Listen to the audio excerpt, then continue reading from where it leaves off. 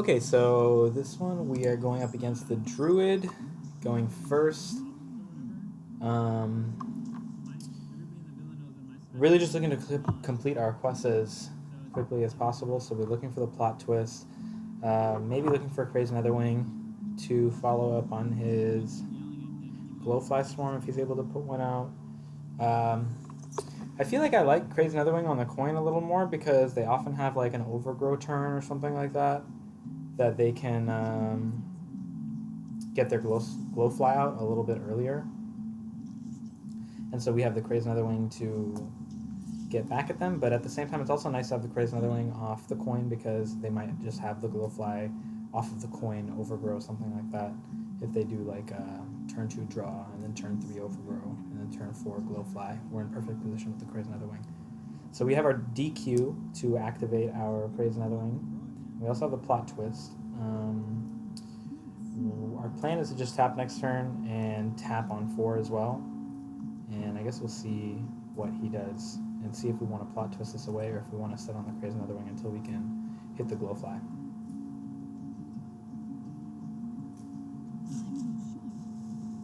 So I'm not really too sure what he's thinking about here. I don't think he has like infinite plays to choose from. Okay. That's funny. Okay, we're just going to skip ahead because we're just tapping and passing again. Yep.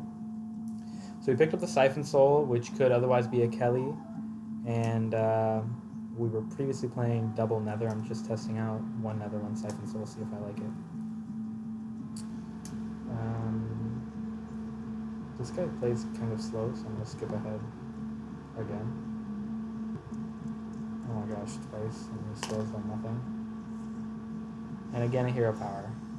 So now that he's done nothing, we're just going to just casually tap, keep tapping. Next turn is his coin Glowfly turn. We could tempo this acidic ooze out.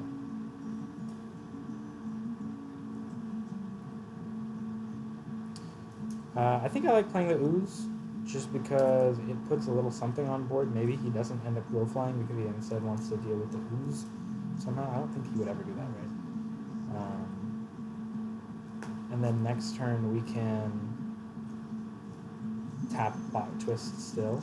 I don't think there's any reason to hold the ooze. It doesn't activate any sort of extra plays or anything that we could do interesting in the next turn. So this should just be coin Glowfly.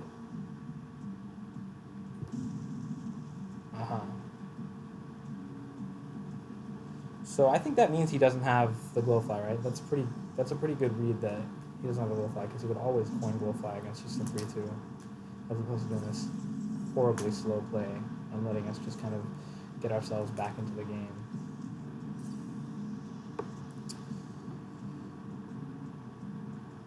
I think since we have the read on him not having the Glowfly, it's okay to pitch the Crazy Netherwing back. But otherwise, I think I would want to sit on it until I see the Glowfly. But I think we have a pretty decent read that the Glowfly is just not there, so I think it's fine to plot twist and get closer to our quest complete. Yeah, not the best hand. Not very much to do. Netherwings are dead, the Soulfire is dead, the Alex is dead, Twisting Nether is dead, the Mortal Coil isn't likely to be doing a whole lot, and the Sense Demons unfortunately puts 2 into our hand.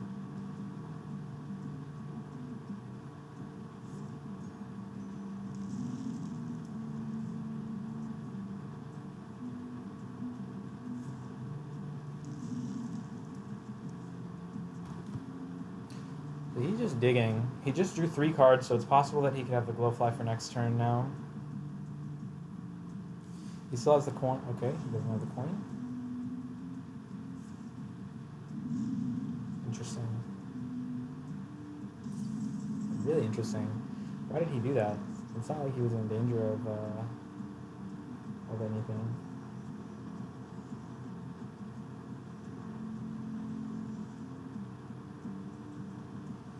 This kind of sucks because we don't have much to do except play this Crazy Netherwing, But it's so possible that he has the Glowfly now.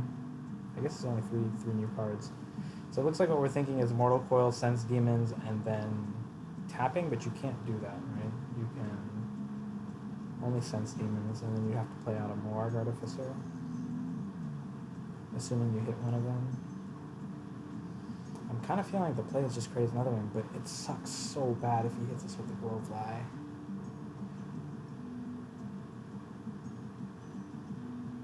Maybe we could consider breathing him here. It's not the best breath. It doesn't feel the best, but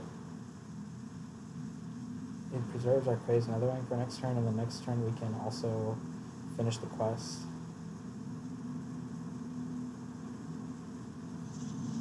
I'm not so super opposed to this. It just sucks if he has the Glowfly, and now he has had four opportunities to draw into the Glowfly. So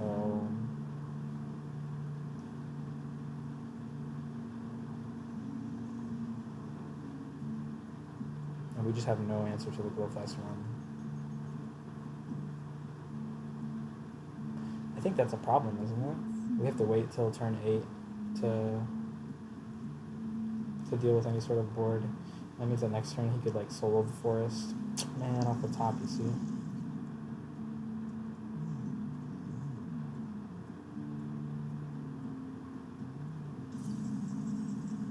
I don't think that should be too unexpected. Okay, this is pretty decent because we can Sense Demons, a Moarg Artificer, and then Rain of Fire. Looks like we've already picked that play out. But the question is, how do we delete hand space? I think we just Mortal Coil one of the 2/2s, Sense Demons, Moarg, Rain of Fire. We have exactly 7 mana with which to do that play. I think that's got to be the play. The problem is, what if we get both Broodmothers instead of a Moarg? Because then we just kind of lose. That's good. Very good. This is very good. Now here's the problem. Did we just get lucky? We are only running 1 Rain of Fire, so I guess we had 2 cards, a Rain of Fire or a second Crazed Netherwing, that we could have gotten out of this jam with, but maybe we're just supposed to save the Crazed Netherwing for as long as we can and ping the 3/2 so that we can hold the Netherwing for a few drops of Glowfly, because not being able to deal with the Glowfly is just too punishing. They have too many ways to punish you. And we're already just low on our health.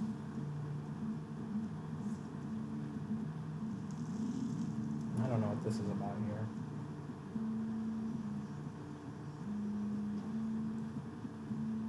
What could he be looking to do next turn? Maybe a big Mount Seller turn?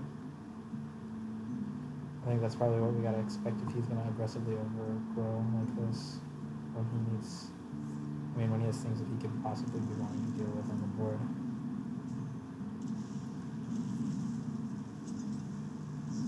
Okay. Those are probably 2 of the cards he might have wanted to keep with his Mount Seller. So let's just tap here.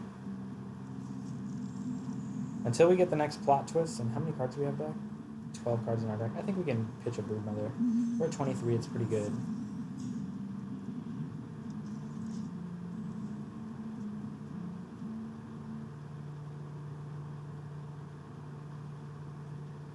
We kind of want to save that second plot twist for like in case we like whiff, because all of our burn is in our hands. So if we also draw the Mally, it's kind of suck.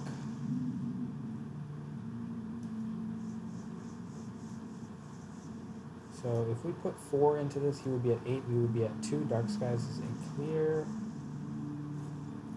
Okay, Fungal Fortunes. Maybe it's not a clear now, but we do have them Twisting Nether. Oh wow.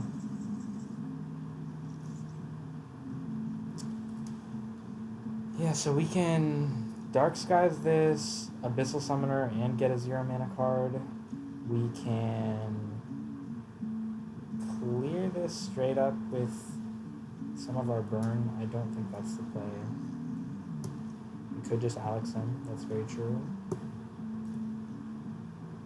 Does he actually even have too much Does he have too much? Normally I would say we shouldn't Alex him because we just don't really have the follow-up like that, but he's at 11 and we have 4 burn cards in our hand, although now we don't have a dragon anymore. So our Nether Breaths are only doing 2, but that's still 12 damage from hand as long as we don't discard the Soulfire, the second Soulfire. Yeah, it looks like we're... yeah. We don't have a dragon. But I do like just setting up. I think since we drew the Abyssal Summoner, it was totally reasonable to clear off the board and then just drop the Abyssal Summoner. Maybe we don't even need to clear the Ysera. It's not so super threatening, is it?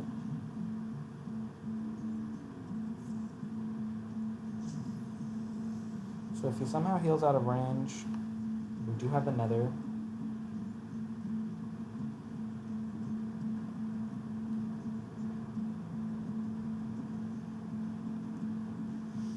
But if he doesn't have any healing, and I don't think that this deck runs any healing, and even Hero Powering only puts him to 12, and he's still in range, so there's really not any way out of this, I don't think, is there? Except for us to miss our, for us to discard our Soulfire. So actually, this is probably the right play, to just aggressively Alex here. Okay, see, there's the Overflow. That is his one way to heal, I forgot about that one.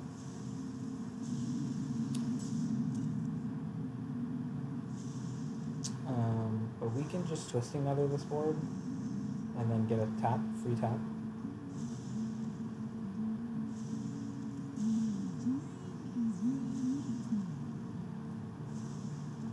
Wow, he's just getting all his portals right now. Ooh, there's a Mally. That kind of is not the best, but I don't know if we really need it. At least we have our Nether Breaths activated. Actually, isn't this just lethal now? 4, 8, yeah, this is just lethal. And we can even tap to add, this is not another, see, this is a mistake to play the Nether. Because we have 4 from the Nether Breath, 4 from the Nether Breath, that's 8, puts them at 8. We have then tap so that we can add an extra card into our hand, so we have less of a chance of discarding the Soulfire. Once we play our 2 Nether Breaths, we're at 8 cards in hand. We're at 9, so we have a 1 in 9 of losing the game. If we just start going for his head right now. I think Nether is wrong. I'm not sure why we Nethered. I'm guessing we just missed the lethal, huh?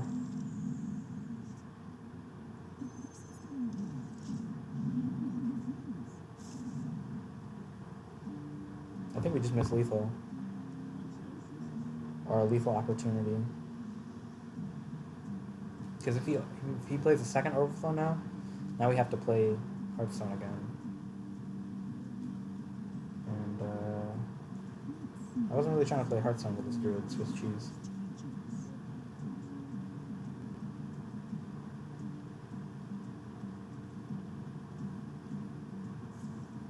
We do have the Dark Skies. We are almost done with this game, so I guess it ends soon here.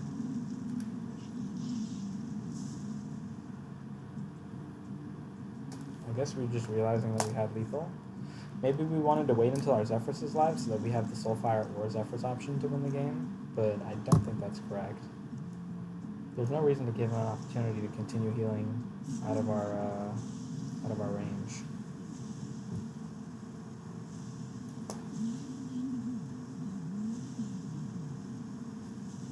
Now we don't have a choice, right? Now we just have to win. Because we're not going to survive the next turn. Oh wow, I think we are live now, yeah. That Morg was the last card we needed in order to have our Zephrys live, isn't it?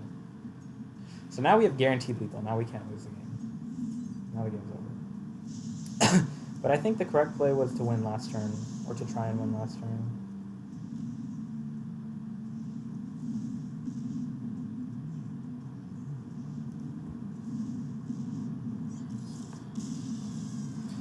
And of course, this if we don't have the Zephrys live, then we're supposed to tap in between. Like we can tap right now, so that we get a better chance of not discarding our Soulfire. We should tap first. But we have the Zephrys, and the Zephrys is live, so we just win the game. We definitely should have tried to win the game, I think, the turn before. One of the things that I'm really learning about this deck is to just take your chances when you have them. So, other than that, I think we played this pretty well. It was a little bit annoying this turn right here in particular with the Crazed Netherwing dropping it right before the Glowfly Swarm, and maybe we're supposed to play around that because he does have 4 draws since the last time he had an opportunity to play his Glowfly Swarm with this Eagle 1, Eagle 2, Natural Draw 1, and then Natural Draw 2, and the second Natural Draw is what got him the Glowfly Swarm. I'd like to see how many cards are in this deck. I don't know how many are remaining in this deck. Maybe we're just supposed to pitch the Mortal Coil right now. Anyway, that Mortal Coil didn't do anything. We used it on the next turn into the Glowfly Swarm, and we had to also hit a 50-50, was it? I don't know what the chances were. I don't remember how many... I mean, I guess, yeah, it's just a 50-50 with the Sense Demons, right? To get the Moarg. Maybe a 75% chance, or 66% chance. Let me assure you, I have no idea. I don't know anything about math or statistics, so. But other than that, I think we played this game very, very well. So thank you for watching, and if you have any tips on the Druid matchup, let me know. I would say my general tips are hold your Netherwing for the early Glowfly Swarm, because that's one of the main ways that they can overwhelm you. And if they can't overwhelm you with an early Glowfly, I just don't think that they can win, because we have so many ways to keep their board clear. Maybe this is a deck against which it's better to have 2 Twisting Nethers for the second board of dragons if you need. But other than that, it should be just a waiting game until you can get your 0 mana cards online. Basically, you just have to finish the quest as ASAP as possible, as soon as possible versus Druid. I think that's what it seems like from the few games I've played anyway. That's been the recipe for success. Okay, thank you for watching. Take care.